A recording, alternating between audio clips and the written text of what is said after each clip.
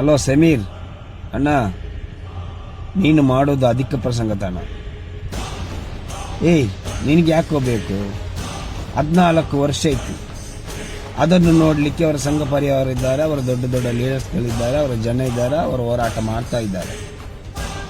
ನೀನು ನಮ್ಮದು ನೋಡು. ನಮ್ಮ ಸಮುದಾಯದಲ್ಲಿ ಎಷ್ಟೋ ಮರ್ಡರ್ ಆಗಿದೆ, ಎಷ್ಟೋ ಹೆಣ್ಣು ಮಕ್ಕಳ ಮರ್ಡರ್ ಆಗಿದೆ, ನ್ಯಾಯ ಸಿಗಲಿಲ್ಲ. ಎಷ್ಟೋ ಗಂಡು ಮಕ್ಕಳ ಮರ್ಡರ್ ಆಗಿದೆ, ನ್ಯಾಯ ಸಿಗಲಿಲ್ಲ. ಹೋರಾಡ್ತಾ ಇದ್ದಾರೆ ಪಾಪ, ಅವರಿಗೆ ಇದುವರೆಗೂ ನ್ಯಾಯ ಸಿಗಲಿಲ್ಲ. ಅದನ್ನೊಂದು ವಿಡಿಯೋ ಮಾಡಿ ಹಾಕು. ಈ ಮುಗಿದೋದ ಕಥೆಯನ್ನು ಈಗ ನೀವು ವಿಡಿಯೋ ಮಾಡಿ ವೈರಲ್ ಮಾಡಲಿಕ್ಕೆ, ನೀನು ಹಣ ಸಂಪಾದನೆ ಮಾಡಲಿಕ್ಕೆ ನೀವು ಸಿಕ್ಕಿದ್ದೀದ? ನಿನಗೆ ಯಾಕೋ ಬೇಕು ಅವರ ಧಾರ್ಮಿಕ ಕ್ಷೇತ್ರ ವಿಷಯ? ಸೌಜನ್ಯಗೆ ನ್ಯಾಯ ಸಿಗಬೇಕು. ನ್ಯಾಯ ಸಿಗುತ್ತಾ? ಈಗ ನಾನು ಒಂದಷ್ಟು ಸಾಮಾಜಿಕ ಜಾಲತಾಣಗಳನ್ನ ನೋಡ್ತಾನೆ ಇದ್ದೀನಿ. ಒಬ್ರು ಯೂಟ್ಯೂಬರ್ ಸಮೀರ್ ಅನ್ನೋರು ಈ ಸೌಜನ್ಯ ಗ್ಯಾಂಗ್ ರೇಪ್ ಪ್ರಕರಣವನ್ನ ಕ್ಲೀನ್ ಆಗಿ ವಿಶ್ಲೇಷಣೆ ಮಾಡಿದ್ದಾರೆ. ತುಂಬಾ ಚೆನ್ನಾಗಿ ಹೇಳಿದ್ದಾರೆ ಆಕ್ಚುಲಿ ಅದನ್ನ.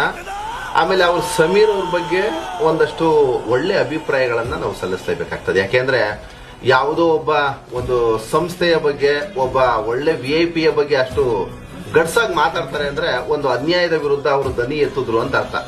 ಸಮೀರ್ ಅವ್ರಿಗೆ ಒಂದು ಶುಭಾಶಯವನ್ನ ಹೇಳೋದಕ್ಕೆ ಇಷ್ಟಪಡ್ತೀನಿ. ನಿನಗೆ ಯಾಕಪ್ಪ ಬೇಕಿತ್ತು ಸಮೀರ್? ಸುಮ್ನೆ ಇದ್ದಿದ್ರೆ ಇವೆಲ್ಲ ಆಗ್ತಾ ಇರ್ಲಿಲ್ಲ. ಏನಮ್ಮರ ಮಾಡಿದ್ ನೀನು? ಎಲ್ಲಿ ನೋಡಿದ್ರು Sameer Sameer Sameer. Facebook, YouTube, WhatsApp ಏನೇ ಓಪನ್ ಮಾಡ್ಲಿ ಸಮೀರ್, ವಾಟ್ಸ್ಆಪ್ ಸಮೀರ್. 13 ವರ್ಷದ ನಂತರ ಮತ್ತೆ ನೀನು ಆ ಸೌಜನ್ಯ ಹೆಣ್ಮಗುನ ಮತ್ತೆ ನೀನು ನ್ಯಾಯ ಸಿಗ್ಲಿ ಅಂತ ನೀನು ಜಾತಿ ಧರ್ಮ ನೋಡ್ದಲೆ ನಿನ್ನ ಜೀವದ ಹೆದರಿಕೆನು ಬಿಟ್ಟು ಏನಾಗುತ್ತೋ ಆಗ್ಲಿ ಅಂತ ನೀನು ಆ ಹೆಣ್ಮಗುಗೋಸ್ಕರ ನೀನು ಜೀವನೇ ಒತ್ತೆ ಇಟ್ಟಿದೀಯಲ್ಲ, ಗ್ರೇಟ್. ನೀನು ಬಿಡು. ನೀನ್ ಮಾಡಿರೋದು ಒಳ್ಳೆ ಕೆಲಸ ಅಂತ ಗೊತ್ತು. ಆದ್ರೆ ಇಲ್ಲಿ ಜನಗಳು ಧರ್ಮ ಜಾತಿ ಅಂತ ಇಲ್ಲಿ ಕಿತ್ತಾಡ್ತಾ ಇದ್ದಾರೆ. ನೀನು ಆ ಹುಡುಗಿಗೆ, ಆ ಹೆಣ್ಣು ಮಗುಗೆ ನ್ಯಾಯ ಸಿಗ್ಲಿ ಅಂತ ನೀನು ನಿನ್ನ ಜೀವನೇ ಒತ್ತೆ ಇಟ್ಟಿದ್ಯಾ, ಗ್ರೇಟ್ ಬಿಡು. ನೀನು ಯಾರು ಮಾಡದೇ ಇರೋ ಕೆಲಸವನ್ನು ನೀನು ಮಾಡಿದ್ಯಾ ಅಂದ್ರೆ ಗ್ರೇಟ್. ನೀನು ನಿನ್ ಬಗ್ಗೆ ಎಷ್ಟೇ ಚರ್ಚೆ ಮಾಡಿದ್ರು ಆದ್ರೆ ನಿನಗೆ ಶಿಕ್ಷೆ ಆಗದೆ ಇರ್ಲಿ ಅಂತ ನಾವು ಬೇಡ್ಕೊಡ್ತೀವಿ. ನಿಮ್ ಜೊತೆ ನಾವೆಲ್ಲ ಇದೀವಿ, ಎಲ್ಲ ಕನ್ನಡಿಗರಿದ್ದಾರೆ.